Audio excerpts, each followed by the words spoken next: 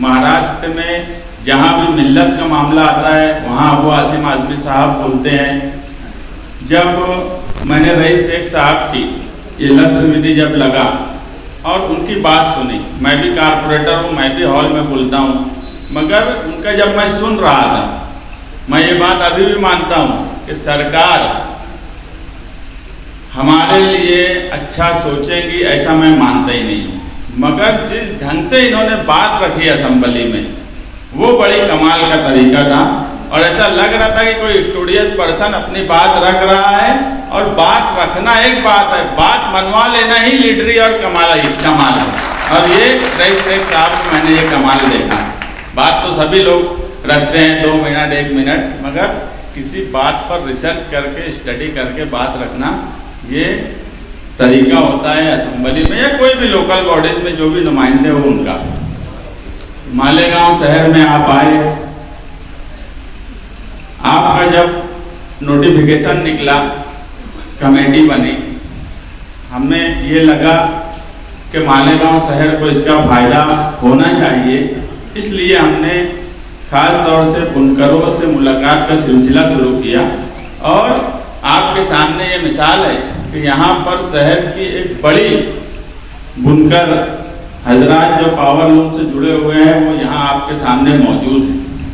और यही मालेगांव शहर की असल ताकत है, यही मालेगांव शहर को चलाते हैं। मगर ये कभी जो चेहरे मैं यहाँ देख रहा हूँ ये कभी ऐसे किसी प्रोग्राम में जाते नहीं, ये यहाँ आए। हमें और आपको भी इनका शुक्रिया अदा करना चाहिए, ये ऐसे लोग हैं। अभी हमारे शहर का मसला ऐसा है कि रईस भाई आप कमेटी में हो और मुझे पूरी उम्मीद है कि आप फॉलो अप लेंगे, आप काम करेंगे। वहाँ पर कौन कितना काम करेगा ये नहीं मालूम हमें, मगर आप काम करेंगे ये उम्मीद भी है और अल्लाह पर यकीन है कि आप जरूर काम करेंगे और इस बार कुछ न कुछ पावर लूम सनत का भला होगा। काम हम भी यही चाहते हैं कि सब लोग मिल के करें। हमारे यहाँ ऐसा है कि जब बचपन में हम क्रिकेट खेला करते थे तो 12वां खिलाड़ी एक होता था जो ना प्रैक्टिस करता था ना दिलचस्पी लेता था, मगर जब क्रिकेट मैच अहम हो और खेलने की पारी आए तो बोला था मैं भी खेल लूँ, मैं भी खेल लूँ। तो महल्ले के जो जिम्मेदार लोग थे जो यहाँ बैठे हैं महल्ले के, तो उनको बोलते थे कि समझा ना प्रैक्टिस है ना दिलचस्पी है, तब खेले की बात काहे कर रहे हैं। मगर वो बोला था कि मैं खेल लूँ, हर हाल में खेल लूँ, भले तुम मैच हार जाओ खेल, मैं नहीं खेल लूँ तो खेल बढ़ा दे दूँ। ये गैर मुनासिब बात है, ये अच्छी बात नहीं है। जब पावर लूम सनत का सवाल हो, जब मिल्लत का सवाल हो, उस वक्त इस तरह की हरकत बिल्कुल गैर मुनासिब है। मालेगांव शहर के लोग देख रहे हैं किस तरह का छछन किया जा रहा है, ये बिल्कुल अच्छी बात मैं नहीं मानता। ये हमारे खिलाफ नहीं हो रहा, ये बुनकर बिरादरी के खिलाफ हो रहा, ये पावर लूम सनत के खिलाफ हो रहा। कि अगर तुमको इतना ही खेलना आ रहा होता तो तुम असेंबली में बोले होते। जिस वक्त ये लक्ष्य विधि लगी उस वक्त तुम असेंबली में हाजिर नहीं थे। आपको 19 तारीख का नोटिफिकेशन, आप 20 तारीख को बोलते हो कि 20 तारीख को उस पर क्वेश्चन लगा, 13 दिसंबर को रईस शेख साहब वहां बोल रहे थे, आपको तारीख तक नहीं पता है। तो मेरी आपसे हाथ जोड़ के गुजारिश है कि आप साथ में काम करिए, बहुत अच्छी बात है। रईस शेख जैसा स्टूडियस एमएलए आपके साथ है, हमारे साथ भी अगर कोई कारपोरेटर दूसरी पार्टी का भी रहेगा, उसको मालूमात है और वो भला कर सकता है, तो मुझे कोई हिचकिचाहट नहीं है उससे मालूमात लेके काम करने की। मैं रईस शेख साहब से भी गुजारिश करूंगा कि अगर हमारे शहर के नुमाइंदे आपसे मालूमात लेते हैं, काम करने में दिलचस्पी लेते हैं, तो आप जरूर उनको मालूमात दीजिए, आप उनको गाइड कीजिए ताकि वो भी अच्छे ढंग से कामकाज कर सके। ये मेरी आपसे गुजारिश है। मैं दोबारा यहाँ आए हुए तमाम ही लोगों का शुक्रिया अदा करता हूँ और मैं यही बोलूँगा कि अगर बुनकर कारखाना पावर लूम मिल्लत के मामले में कोई भी फर्द मैं भड़ंजो बोलिए तो तुम उसका खेल बढ़ा देना। में था कि सोया हुआ है, ये बात गलत है। मालेगांव के बुनकर कल भी मुतहर्रिक थे, आज भी मुतहर्रिक है, बस इनको मुतहर्रिक रखने वाले लोग चाहिए। आज रईस शेख साहब यहाँ आए, आप लोगों ने उनको सुना। मैं उनकी बातें सुनते हुए ये महसूस कर रही थी कि शायद मालेगांव के लोग सालों के बाद कोई बोलने वाला एमएलए देख रहे होंगे, वरना सालों से तो हम भूल गए हैं कि बोलने वाला एमएलए भी मालेगांव में कभी चुन के आता था। मालेगांव की मईशत का सबसे बड़ा रीढ़ की हड्डी जो है वो है पावर लूम। ये सिर्फ पावर लूम जो है वो हमारे माशी रोजगार का जरिया नहीं है, इन्हें सिर्फ वो प्रॉफिट गेनिंग बिजनेस नहीं है, वो हमारी रूह से लगा हुआ एक बिजनेस है। मैं इस बात को मेरे वालिद कहा करते थे, साथी निहाल अहमद साहब, कि ये शहर ऐसा है कि जहाँ लोग अपने नाम के साथ अपने कारोबार के सिक्के के नाम से पहचाने जाते हैं। और एक सबसे बड़े सेकुलरिज्म की बात यह है कि मालेगांव में मुसलमान अक्सरियत में रहने के बाद पावर लूम का कारोबार मुसलमान करता है, लेकिन कभी भी मुसलमान ने अपने सिक्के का नाम अपने जात और मजहब की बुनियाद पे नहीं रखा। ये सबसे बड़ा सेकुलरिज्म मालेगांव का है। कहीं गांधी, कहीं जनता, कहीं हिंदुस्तान वाला, कहीं शकुंतला, कहीं रेणुका, हमने कभी भी मजहब के नाम पे अपने कारोबार सिक्के का नाम नहीं रखा। हमारे आबा व अजदाद के नाम के अलावा हम हमारे सिक्के के नाम से मालेगांव जाना जाता है, लोगों की पहचान है, ये काबिल तारीफ बात। मालेगांव शहर पारचा बाफी से जुड़ा हुआ है। इसकी वजह सिर्फ मालेगांव में है ये नहीं, हमारे आबा व अजदाद जो यूपी से आए। जब मैं बहुत साल पहले मेरे वालिद के साथ यूपी गई बाराबंकी, तो उन्होंने मुझे वहाँ ले जाकर अपने गांव में शहादतगंज में उनका कारोबार जहाँ होता था हाथ से चलने वाला लूम, वो दिखाया और ये बताया कि ये हमारे जुलाहों की इब्तदाई ज़िंदगी यहाँ से लूम से, ये हाथ से चलने वाले लूम से शुरू हुई और जो अब पावर लूम पर आकर अब चल रही। तो ये जो धंधा है, ये बिजनेस है, ये सिर्फ प्रॉफिट और रोजगार के लिए नहीं, ये हमारी रूह से लगा हुआ बिजनेस है। मैं मेरे वालदा के घर मेरी शादी से पहले जब तक थी, मेरे घर के मेरे रूम के बिल्कुल पीछे कारखाना चलता था। इत्तेफाक से वो कारखाना जुमे के दिन भी बंद नहीं होता था, लेकिन जब ईद की छुट्टियां लगती थी तो कारखाना बंद होता तो मुझे उलझन होती थी कि आवाज़ नहीं आती थी, बेचैनी होती थी। उस वक्त मैं पंखा शुरू करती थी, भले ही सर्दी के दिनों, कि कुछ ना कुछ आवाज़ आता रहे, थोड़ा लूम जैसा महसूस हो। तो ये आदत है हमारे दिलों में, लूम की आवाज़ धड़कती है, ये मालेगांव की पहचान। यहाँ पावर लूम की सनत मैं मेरे वालिद से सुना करती थी। जब सालों पहले आवामी आवाज़ अखबार सोशलिस्टों ने शुरू किया मालेगांव में, उस वक्त कम दाम थे, अखबार में खसारा होता था, यानी अखबार में जो नुकसान होता था उसको पूरा करने के लिए सोशलिस्ट गरीब थे, उनके पास इतना पैसा नहीं था कि अखबार चला पाए। तो निहाल साहब एमएलए रहते हुए उनके साथी अली अकबर साहब, उनके एक और साथी ज़ैनुल आबदीन दानिश साहब, ये जुमे के दिन लूम चलाया करते थे ताकि उससे जो इनकम आए, जो पगार आए, उससे उनका अखबार चले। ये ताल्लुक है सियासी समाजी हमारा इस पेशे से।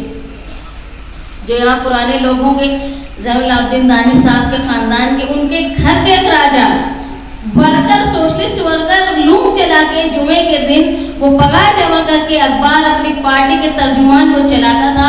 ये दिली लगाव था इस कारोबार से। मालेगांव शहर में आज हालात ऐसे हो गए हैं कि पावर लूम के ताल्लुक से कोई बोलने वाला नहीं बचा है, लेकिन किस्मत से या हालात ऐसे आए कि जब से हमने आँख खोली, मेरे वालिद के बताए हुए सोशलिस्ट नज़रियात पर चलते आए।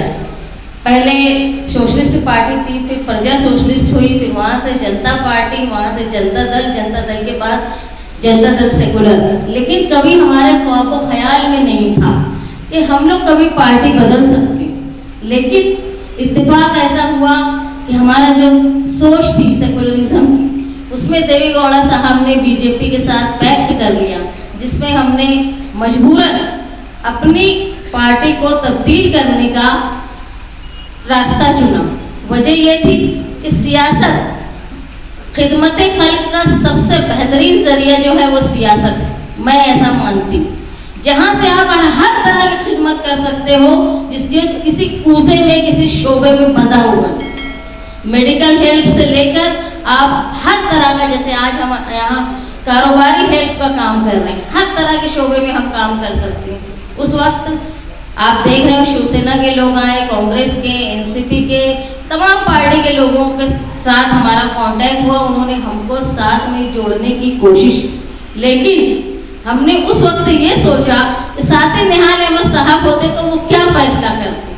तो हमारे पुराने लोगों ने जो समझ में आया कि साथी निहाल अहमद समाजवादी सोच के साथ रहे होते, और फिर हमने अबू आसिम आज़मी साहब और समाजवादी पार्टी को इसलिए चुना क्योंकि हमारे ख्यालात उनके साथ मिलते थे। लेकिन आज मैं ये मानती हूँ कि ये मालेगांव शहर और हमारी सनत के लिए एक अल्लाह का बहुत बड़ा फैसला था कि तुम्हारे लिए बोलने वाले दो अहवान में मौजूद है। भले ही तुम्हारे यहाँ के नुमाइंदा गूंगा बहरा हो, लेकिन कोई ना कोई मसलहत हो गई, और गलत को गलत मानो। जब तुम सवाल करना बंद कर दोगे तो तुम्हारे ऊपर नाअहल लोग आयत करे जाएंगे, जिस तरह अभी आयत हैं। हर आदमी की एक अलग अलग फैकल्टी होती है। तुम डॉक्टर से वकालत नहीं करवा सकते, वकालत करने वाले से डॉक्टरी नहीं करा सकते। इसलिए हर शोबे में इंसाफ उसके काम और उसके काम आने वाले तरीके से ही देना चाहिए। यहाँ पावर लूम के ताल्लुक से बहुत सारी बातें हुई, टेक्निकल बातें, कुछ बातें जो मेरी समझ में आई लोगों से मशवरे के बाद, कई लोगों के पास मैं गई भी थी दावत देने के लिए। उसमें एक बात ये थी कि भाई अब इस वक्त में 24 लूम का कारखाना बनाना ये मुमकिन नहीं है रोजगार के लिए, इसमें कफालत हो नहीं सकती। तो आमतौर पे 96 लूम 97 लूम के लोग कारखाने बनाते हैं, जिसमें शेड में 4-4 मीटर लेना पड़ता है, क्योंकि 27 हॉर्स पावर की जो एक मियाद रहती है, कैपिंग होती है, इसमें इस मियाद में मैं आप दोनों से रिक्वेस्ट करती हूँ कि जो 27 हॉर्स पावर की जो एक मियाद तय है, कैपिंग तय, उसमें इजाफा होना चाहिए।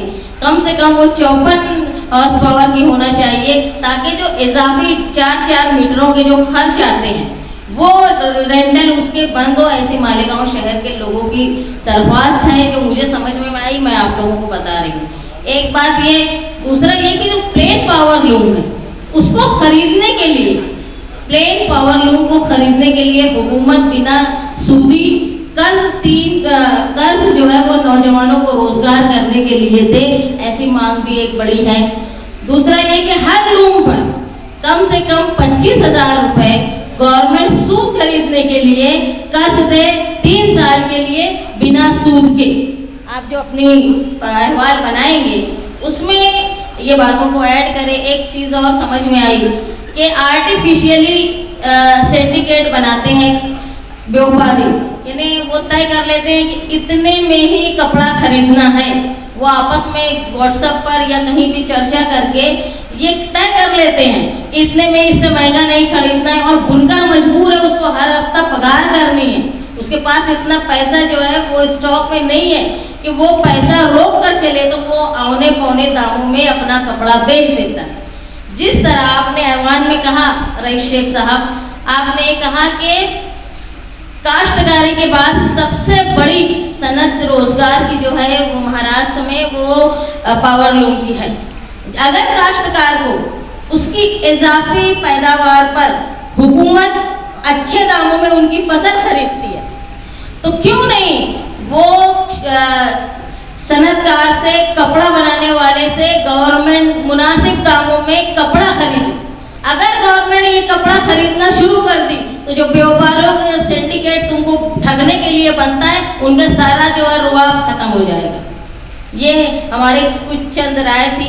दूसरा ये कि दाम गवर्नमेंट तय करे, गवर्नमेंट को ये समझता है ये कि सूद के दाम क्या आते हैं हर हफ्ते में, बुध के दिन उनको ये भी समझता है पावर बिल क्या है, ये भी गवर्नमेंट के सामने है। सारा हिसाब किताब जो है वो एक नंबर में है, गवर्नमेंट को सब समझ रहा है। ये सारी लागत के साथ मामूली प्रॉफिट के साथ गवर्नमेंट जो है वो कुछ परसेंट 10%, 20% भी अगर कपड़ा खरीदने लगे तो जो सिंडिकेट बनाकर जो ब्लैकमेलिंग का काम होता है वो कहीं ना कहीं रुक जाएगा। ऐसे लोगों की राय है। दूसरा, मैं सिया हकीम साहब के पास गई और कई लोगों के पास, तो एक बात ये समझ में आई कि हम जो है वो बेनिफिट नहीं ले पाते हैं सहूलियात का। उसकी वजह कहीं ना कहीं हमारा रजिस्ट्रेशन नहीं होना ये भी है। तो एक बार फिर मेरी जो लोग इस फील्ड में काम करते हैं, लूम के कारोबार में, उनकी सारी अंजुमनों से, तंजीमों से मेरी ये दरख्वास्त है कि हमको एक बार बैठ के सोचना चाहिए कि रजिस्ट्रेशन फ़ायदेमंद है या नुकसानदेह है। उस पर सोचकर उमूमी फैसला एक करना चाहिए ताकि हम उससे फ़ायदा उठा पाएँ।